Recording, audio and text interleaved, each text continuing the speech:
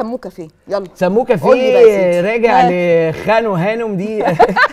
في حد اسمه خانو من سوريا، هي اللي عملت الكافيه ده سنه 1530.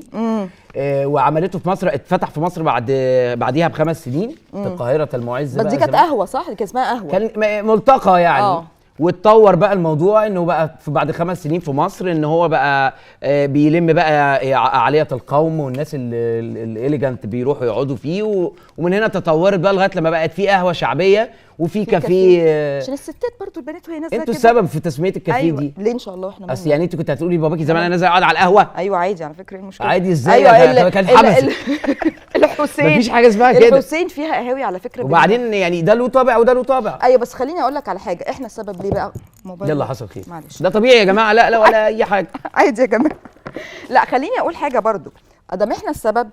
احنا فتحنا كمان، عايزه اقول لكل الناس اللي بتشوفنا، شباب كتير جدا بقى ما بيشتغلوش بس معاهم مثلا بادجت قليله او مبلغ من المال صغير صرفوه على الكافيه. لا